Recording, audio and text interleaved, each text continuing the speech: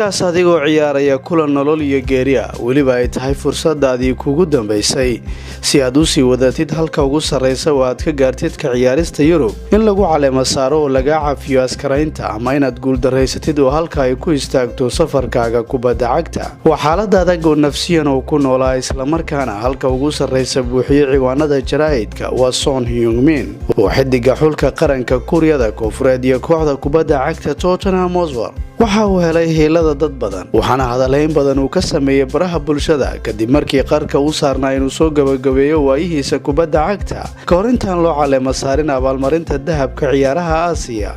muuqaalkan waxaan idinkugu bari doonaa qisada laacibkan iyo askarayntiisii qasabka ahayd iyo xaqiiqooyin kale oo aadan ka ogeyn xidigan sidee buu isugu bedelay kubad aruuriye ilaa iyo laacib caalami ah maxay tahay sirta ka dambaysa naanaysta Ronaldo waa kuma laacibka uu aadka u neceb yahay sida loo cunsuriyeeyay fashilkiisii waxbarasho iyo noloshiisa romansiga waxa uu ku dhashay Son Heung-min 8 bisha July 1992 magaalada Jincheon ee bartamaha Gangwon ee dalka Koonfur Korea waalidkii waa Son Heung-jong oo isagoo ah laacib hore oo kubadda cagta misna hore u soo difaacay fanaanada xulka qaranka Kuuriyada Koonfureed hadda waa maamule mid ka mid ah akademiyada dalka Koonfur Korea hooyadiina waa Yoon Jakal wuxuu leeyahay walaal ka weyn oo lagu magacaabo Hyo Jong-sung xidiga kooxda kubadda cagta Tottenham wuxuu sanadihiisii ugu horeeyay waxbarashada ku qaatay banaanka dalkiisa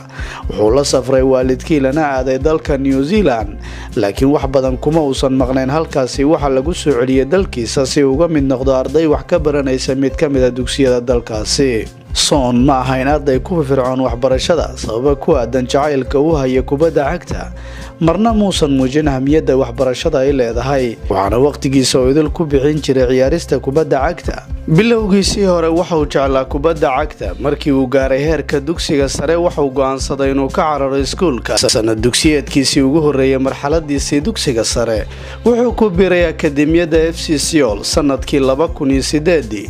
mararka qaarkii wuxuu ku soo muuqan jiray isagoo kubad aruuriye garoomada waxa waqtigu socdaba waxa uu ka soo ifay jiilkii akademiyada isla sanadkaasi waxa si rasmi ah looga ruqseeyay iskoolka si ugu faaruqo isla markaana akademiyada waqtigiisa oo idil ugu hibeeyo waxaana waqtigiisa oo idil uu siiyay ciyaarista kubadda cagta waxa uu ku biiray akademiyada Hamburg ee dalka Jarmalka isagoo jira da'da 16 sano inkastoo waalidkii ay ka caroodeen tallaabadaasi haddana waxay ogaayeen awoodda iyo tayada wiilkooda uu leeyahay iyo sida uu jecel yahay kubadda cagta lagu daray sida uusan u jeclayn waxbarashada taasi oo ku riixday inay ku caawiyaan isla markaana si kaliya laaba ugu garab istaagaan mowqifka wiilkooda xidiga reer Korea wuxuu 2 sano bandhig cajiib uu sameeyay oo kula qaatay akademiyada Hamburg si loogu soo daro kooxda labaad xil ciyaareedkii 2009-2010 naadiga Jarmalka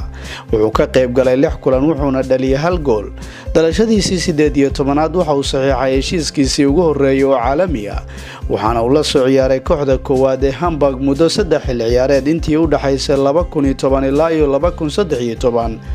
waqtigaasi wuxuu dhaliyay 20 gool 78 kulan u ciyaaray waxa uu soo bandhigay qaab ciyaareed aad u fiican oo ka yeeshay inay bartilmaameedsato naadiga Bayer Leverkusen ee dalka Jarmalka taasoo la wareegtay xil ciyaareedkii 2013 halkaasi si fudud ayuu la qabsaday waxaana kooxda u ciyaaray 87 kulan oo ka dhigan 2 xil ciyaareed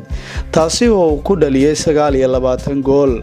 ilaa iyo waqtiga uu ka yimaado tallaabo cusub oo tareenkiisa kubadda cagta iyo ku biirista kooxda Tottenham beddelkeeda 30 milyan oo euro si uu isagu u noqdo kii ugu qaalisanaa ee Aasiya ka soo jeeda xilciyaareedkan waa kiisii afraad ee naadiga reer London wuxuu u saftay in ka badan 150 kulan isagoo 50 gool kor u dhaafay waxaana uu sidaasi ku noqday mid ka mid ah kuwa ugu muhiimsan shaxda macallin Mauricio Pochettino xidiga xulka qaranka Kuuriyada Koonfureed ma jecla inta badan inuu kaga hadlo noloshiisa gaarka warbaahinta ama iftiinkeeda ay soo qabato noloshiisa gaarka wuxuu leeyahay waxyaabo badan oo sir ah warbixino dhowr ayaa waxay tilmaameen iyadoo ay xiganayaan dadka u dhow laacibka inay jiraan cilaaqad daba oo ka dhaxaysay gabar jilaacan oo dalkaasi lagu magacaabo Yoo Se-young inkastoo ay ka weyn tahay 6 sano waliba uu ogaaday waalidkii gabadhaasi iyo waliba isaga xiriirkooda ilaa markii dambe waalidkii uu ka dalbaday inuu ka fogaado isla markaana diiradda uu saaro mustaqbalkiisa kubadda cagta waana wixii dhacay ficil ahaan markii ay kala tageen laacibka iyo gabadhaasi